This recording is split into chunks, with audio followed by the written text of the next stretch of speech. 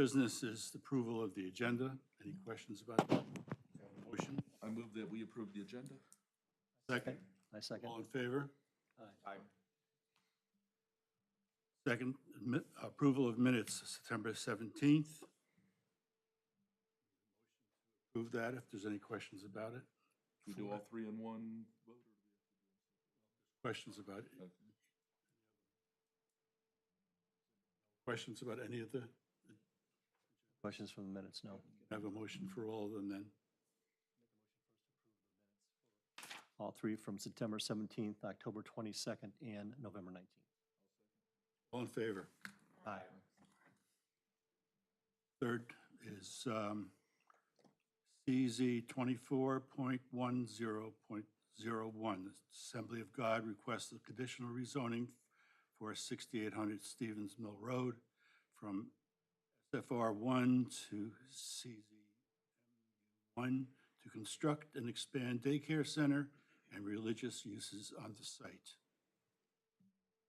Hey, sir. Hey, good afternoon, Planning Board. So like you said, this is a conditional rezoning application for CZ 24-1001, Assembly of God. So this is a conditional rezoning request. As you can see there on the right, there's an area of the property. It's located on Stevens Mill Road. I'll go over the site details in a second. But they are requesting single-family residential rezoning to conditional zoning mixed-use 1 for the continuation of religious and daycare uses, and they would like to expand as well. And I'll go into detail about the zoning categories in a later slide. But I did want to go over what is a conditional zoning. I know some of you are new to Planning Board, and this is going to be our first conditional zoning. But there are differences between a conditional zoning and a general rezoning. A conditional zoning is a specific development rezoning that has a site plan attached to it where they can request alleviation from certain ordinance requirements, but in return, staff, council, planning board can suggest additional conditions on the site plan that are reasonable. So for example, I put here, if they would like a taller building than the ordinance is allowed, we may ask them to provide an amenity like a park in exchange. General rezoning is a little bit different where you rezone from one category to the other, but you have to follow the specific ordinance requirements that are located in the ordinance. And then please let me know if you have any questions about the nuances during the presentation between conditional zoning and general. Because the second item is a general rezoning. This is a conditional one. For the meetings for a conditional zoning, there's 4 required. We had a neighborhood meeting on November 6th. We had our subcommittee meeting on November 12th. Oh, let me back up. The neighborhood meeting is the meeting for the 500 feet was mailed. Everybody within 500 feet was mailed for that neighborhood meeting. And we had a public meeting here in this building. Subcommittee meetings for council members. So those are 3 council members that are attending that meeting where they can kind of talk to the developer or submittee about their request. Tonight's the planning board. And then we have the council hearing on January 27th. And I put TBD there because that meeting's up to council if they would like to hear it or not, and they can change the date if they need to. Current conditions of the site. On the left is an aerial, and on the right is a municipal map. As you can see, the Stallings is in pink. The light blue is Indian Trail. And then if there's no color on this, it's in Union County. Here's a little bit more site data. So 6800 Stevens Mill, their existing use is religious, and it's 24.475 acres. And their current site plan doesn't meet our traffic generation counts for 1,000 daily trips in a day or 100 on peak hours. So they don't have any traffic generation at this point required. Here's their site plan. I've actually also put at each of you a larger site plan so you can see in detail. But this site plan's split just in detail, but on the top is just a very close-up of what they want to do. The darker building is that new daycare building. The other light gray building on the right is the existing church, and they want to expand their parking lot. They also want to add, or we're requesting them to add a greenway trail up front our Greenway Trail master plan requires them to install a greenway. Additionally, the bottom portion shows the entire site, and it shows mostly floodplain in the rear. They are requesting alleviation from the Greenway Trail that goes through the floodplain, and I'll go into detail on that floodplain on the floodplain slide. The land use for this property is single-family residential 1, and it's inconsistent with its current zoning designation, future land use designation, and the zoning designation doesn't allow religious or daycare use, so that's why they're doing the conditional zoning. Per our Greenway Master Plan, they are required to put a greenway trail along Stevens Mill and through the floodplain, but the floodplain portion doesn't lead anywhere. It doesn't even have a connection point through, it goes through Indian Trail, and so staff thinks it's reasonable to request alleviation from this rear floodplain portion. But we did request them to continue with that front Stevens Mill portion. These are conditions that I've developed after talking and discussing this with some public comments, additionally after the subcommittee meeting with the council members. I've added lighting restrictions so they don't illuminate other properties. The permitted uses would be daycare and religious, and they'd be able to expand those uses. Greenway and easement would be required for the front, and then an easement along the back in case the town wanted to build a Greenway Trail network in the future. At this time, there's no plans for a Greenway Trail network that connects into Indian Trail, but we wanted to request that in case in the future there would be. The traffic impact condition I put in there per engineering, and if they expand their site enough to hit those traffic generation numbers, then they would be required to submit traffic generation at that point. And then there's some additional conditions, like they have to get all the necessary permits, metal buildings aren't allowed, and then they also have approval valid for 5 years. They'd have to start the development within 5 years. Yes. What is their anticipated, what's their current daycare population versus what's their anticipated daycare population with the growth change? Yeah, so they are actually here tonight. I'll let them talk about the daycare. I do remember that we did discuss that at the last meeting. I just can't remember the exact number at the top of my head. The number was, right. Yeah, I'll let them talk about that. So staff recommends approval of CZ 2410.01 with the addition of the staff conditions presented in the previous slide. We do believe this request is inconsistent, but it is reasonable with the future land use plan. They're not changing their current use. It doesn't alter, I mean, the floodplain limits future development on this property too. So maintaining the current use does protect the surrounding properties.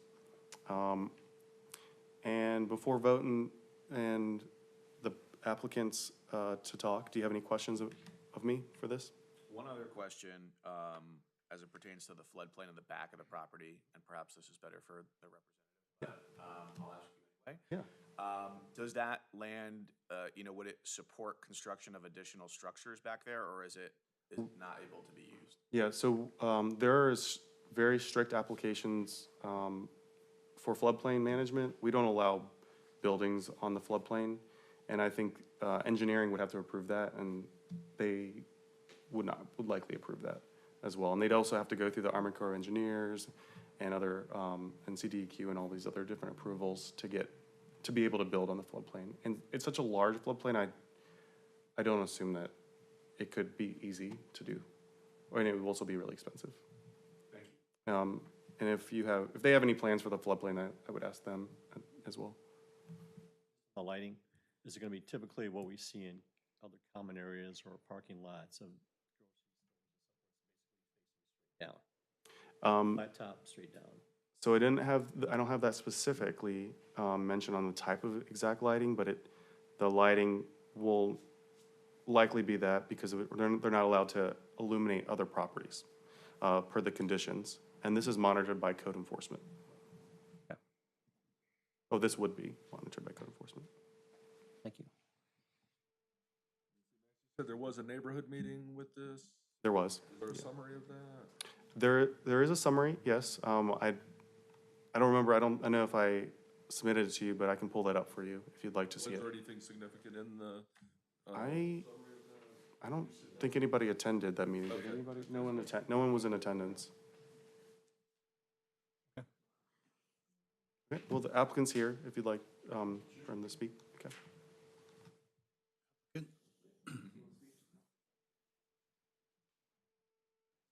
Good evening, everyone. My name is Alabu Ghanem. I'm the architect representing Pastor Sandro, who is the pastor of the church. I think Max did a good job representing all of it, so I'm just gonna answer any questions you have for me. Going back to the population of the Number of daycare kids. center, what it is now versus what it would be currently projected? So right now, they're at 69, so around 70, and with this new building, they're approved to go up to 100 from a licensing standpoint. And so it'll be a 30-kid increase.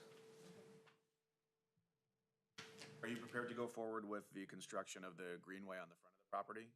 Yes, we're proposing that as a part of the site plan. Yes, sir. Questions?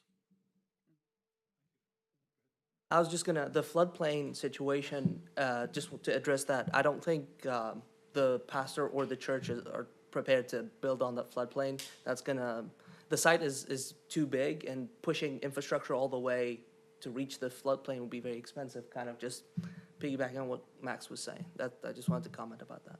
Confirm. Okay, good, thank you. Thank you. Anything else? Thank you all. Welcome. Okay, we need a motion to either approve or deny.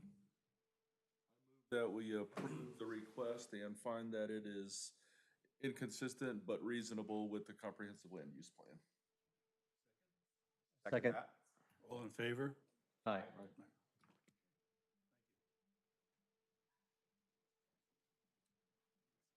Next agenda item is RZ 224.10.01. Stevens Village LLC requested general rezoning for 5749 Stevens Mill Road from SFR1 to MU2. Yeah, before we do that one, I just wanted to pull up the statement of consistency for the last meeting so that it was visible for the public to view. I just have to pull it up. Okay. And so they know that it's here. But I will go ahead and continue with the next item now. For clarity's sake, anybody who didn't get the chance to read it. It's available online, yes. Okay. So this, like you said, is a general rezoning application for RZ 2410.01 at 5749 Stevens Mill Road. This is a general rezoning request. Stevens Village LLC, the applicant is here as well. It requests a general rezoning from single-family residential 1 to mixed-use 2 at a parcel 0.78 acres in size at 5749 Stevens Mill Road. We had a neighborhood meeting at December 5th, and there was a large turnout for that meeting. And then tonight's planning board. And then we have the council hearing on January 27th, and that's to be determined. This is the aerial of the site, and I can zoom in a little bit more if you'd like on Go Maps or on an aerial, but there's a white house there, and I know some of you live close by, so you might know where this white house is on Stevens Mill Road across from the church and Hemby Bridge. It's very close to the intersection of Idlewild and Stevens Mill near Shanamara. So there is 2 history slides on this. So back in 2018, the town adopted a new development ordinance and did a mass rezoning of the entire town. And these properties were rezoned from R20, which is residential. It's very similar to SFR1, and they were rezoned to mixed use 2. Due to property tax values increasing, these properties shown on the screen requested a rezoning to single-family residential 1. And that was approved on September 27th. This is, can be built without any additional approvals from council. There's also a development agreement portion that we're not rezoning or doing a development agreement tonight about, but I did want to make sure that you knew that there was something in the works for that. It was submitted in 2020, and that is still TBD on the dates on where we're going to hear that item. This site plan was submitted September 11th in 2020, and the concept plan was approved on October 20th, 2023. Just kind of some more project summary data. The site is located in this red circle here. The existing use is residential, and it's surrounded by mixed-use 2 zoning in the green. 0.878 acres, and there is no traffic generation required for this specific general rezoning, because there's no sites planned for this general rezoning at this time. What's the current usage of the, like, adjacent properties? I believe when it was rezoned to single-family residential in 2021, it was changed. So every time we do a rezoning, we have to change the future land use as well.